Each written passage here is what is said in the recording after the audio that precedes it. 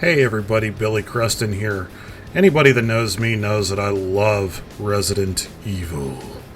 It's been one of my favorite video game franchises since I was a wee boy. And Netflix just released their series recently. And I mean, while I don't think that it necessarily deserves the hate that it's gotten, I don't necessarily think it's without its faults either. So, today I'm going to be reviewing the entire Season 1 of Netflix's Resident Evil series, and, of course, spoilers. I'm going to get into some spoilery stuff here, so if you haven't seen it yet and you want to see it, go see it, and then come back and I don't know, give you a cookie or some shit. Anyway, let's start with some of the best stuff in this series. Let's get the good stuff out of the way, okay? Because there is some good stuff in this series. The first thing, right off the bat, it maintains the continuity, for the most part, of the game franchise. So this takes place years after the Raccoon City incident in Resident Evil 1 through 3. And it is referenced quite a bit, which is kind of cool. I mean, they do consider the games canon. I don't know how Biohazard and Village fall into that, if at all, because nothing from them is really referenced that I could tell. But, yeah, I think that's kind of a cool thing to do. At least it's taking place, within the series itself. It's not just based on Resident Evil like those god-awful Paul W.S. Anderson movies were. It's actually, has to do with our characters and people we care about. That being said, fans of the series will love all the little callbacks and Easter eggs. Some people see that as fan service. I say go fuck yourself. I like fan service. So anyway, Lance Reddick as Albert Wesker. Haha, yeah. Pretty fucking cool, right? I love Lance Reddick, man. He can do no wrong whatsoever, unless I find out that he's keeping some strange things in his basement or something like that. I think the guy's awesome. He's a tremendous actor, and man, I would let that man narrate my life story, no matter how boring it would be. It would be awesome because Lance Reddick was involved. He's got that cool, calm, icy asshole demeanor to him. It's very subtle. It's not like over the top Wesker or anything, but we'll kind of get into that a little bit here. The monsters look super cool in this. There's a giant caterpillar, a crocodile, a spider. The lickers in this look amazing. A lot of creative stuff in this, which really looked cool. The freeholds that they show in the series, which are kind of like, I don't know, little survivor outposts and stuff, they look like they're living in an apocalyptic wasteland. I mean, it looks very Fallout-ish. It's very cool how that's done. So that part of it's awesome. One of the better Resident Evil titles out there. I know that's not saying a whole hell of a lot as far as the live-action stuff is concerned. I liked Welcome to Raccoon City. I thought it was way too short for what they were trying to go for, but hey, we've got, 8 episodes of this first season? So, that being said, let's get into some of the bad stuff. First of all, one of my favorite things about the original Resident Evil games was the Cerberus, the Dobermans, the dogs, the zombie dogs. They always just fucking terrified me as a kid, and they're terrifying in this series, but for all the wrong reasons, because they are done with really shitty looking CGI. Say what you will about the Paul W.S. Anderson films, about Welcome to Raccoon City, but for the most part, they did their dogs in practical effects. I know there's probably some CGI involved, but these look like PS2, PS3 era CGI. They're not good. They do not look good at all. There's one in the whole series, but it does not look good. Actually, no, I correct myself. There's a couple in there, but whatever. Can we talk about the main character of this story? Jade is the protagonist of this story. So the series is kind of like, does one of those split things. It splits between like 2022 and 2034 or something like that, right? So there's like a lot of back and forth, some like flashback stuff like that. But no matter which version of our hero, if you want to call her that you see, she is just so fucking unlikable. Like, what a shit character. And I'm sorry, I mean, I've seen franchises where, you know, the main character's kind of annoying and, you know, you don't really like what they do, but you kind of get it. No, she's just a complete fucking bitch the entire time. And I'm sorry to say that, but God, she does so much shit to just, like, completely fuck everybody else's lives up. She gets people killed.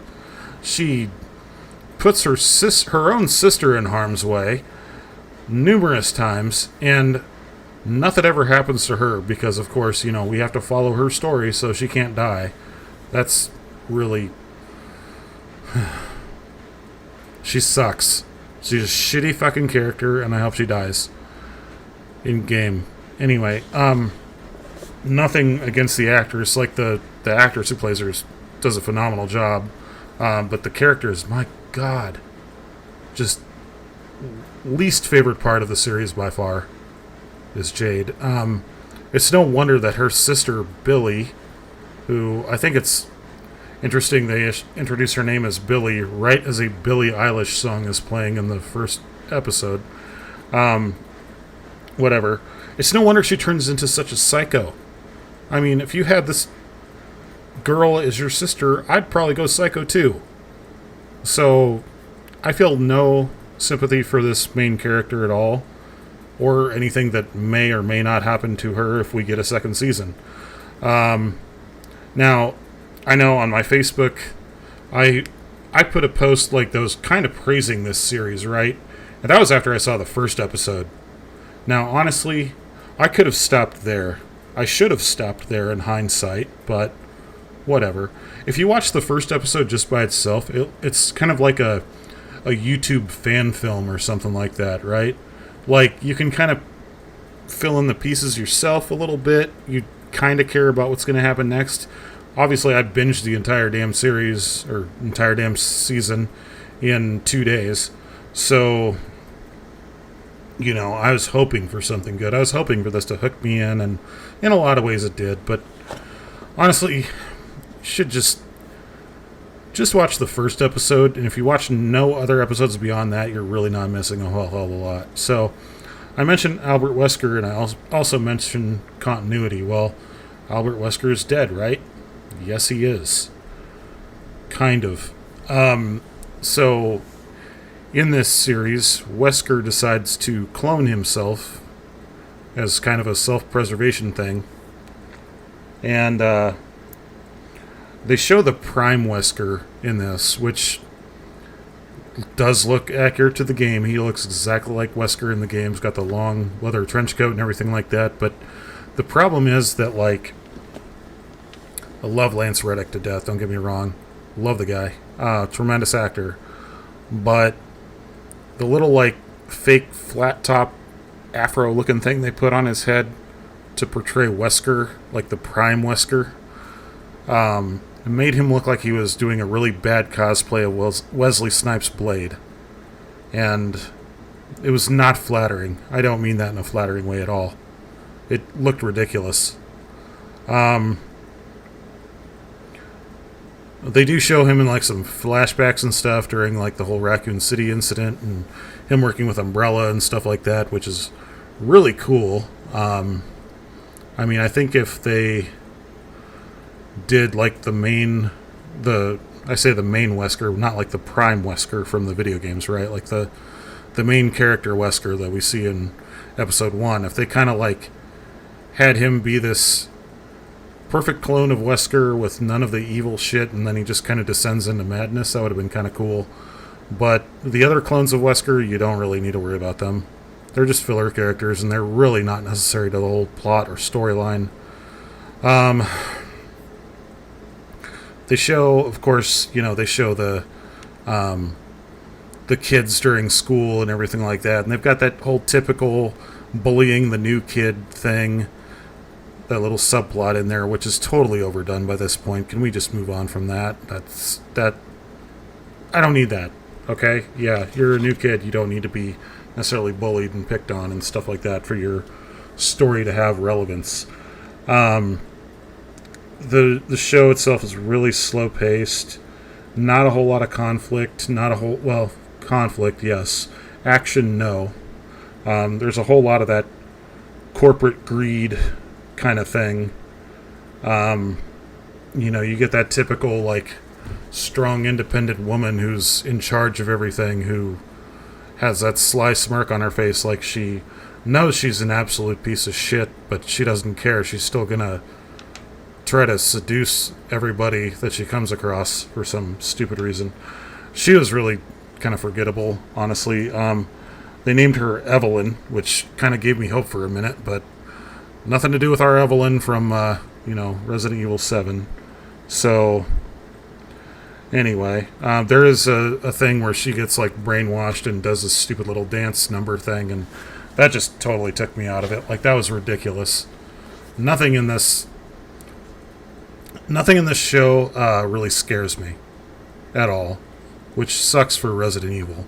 I love to be scared with my Resident Evil, and, there was nothing in here that was just, like, filling me with dread. The zombies are totally forgettable.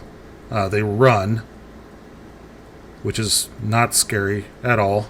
They're like the rage-infected people from 28 Days Later.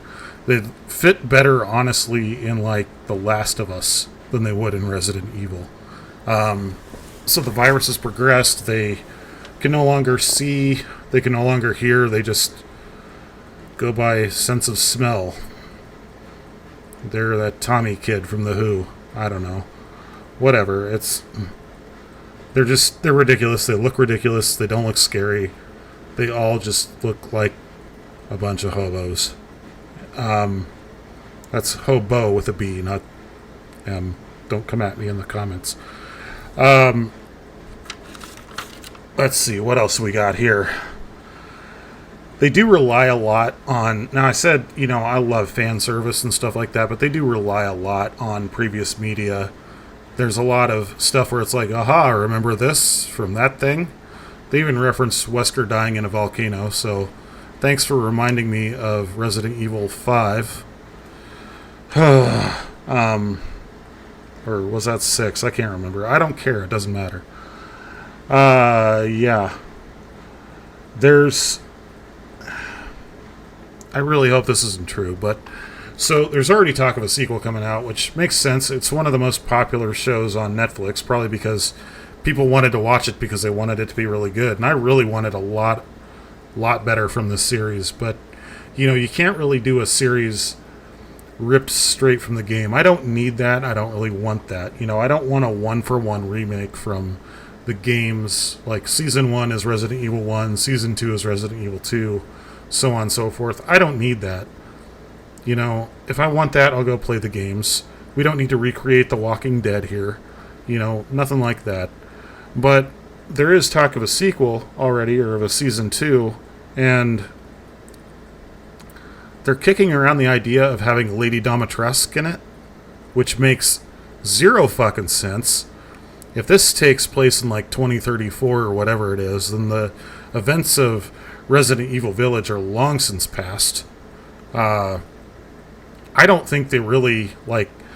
Village and Biohazard are two of my favorite Resident Evil games of all time, right? And I don't think those need to be referenced at all in this series or in a movie or anything like that. To me, it's kind of like a side story or like something like that of Resident Evil. It's its own self-contained adventure. I really don't need to see Ethan or Mia or the Molded or the Bakers or anything like that referenced in this series. And I don't think anybody else wants that either. Just me shooting from the hip here. That's what I think. So, sounds like I have a lot more nitpicks than I do good things to say about the series. if you like Resident Evil as a franchise, go ahead and watch it. You're not missing out on anything if you don't. But it is worth it just simply because the cast is awesome. You know, kind of like Attack of the Clones. The cast was awesome, but the writing kind of sucked. There's some places where the writing and the dialogue and stuff like that falls short, but when they finally do get into like some action type stuff, it's kind of a little bit too little too late kind of thing like that. But maybe that opens the door for season 2. Who knows? I feel generous giving it 3 out of 5 stars, and I hate to say that because I love Resident Evil, man. I want somebody to do something with this series, live action wise, that actually makes me give a shit. Because now it's like, I'll watch season 2 when it comes out, but I'm not chomping at the bit for more at this point. I mean, unless there's a huge overhaul of the story and stuff like that. I'm really sorry. I really wanted to like this. Every fiber of my being, you have no idea how much I love Resident Evil, how passionate I am about Resident Evil. It's just really too bad that they keep falling short of the mark. And that's about all I got to say about that. Let me know what you think down in the comments below. Did you like it? Did you hate it? Do you want to see more of it? Let me know what you think. And yeah, thanks for watching. Have a great day.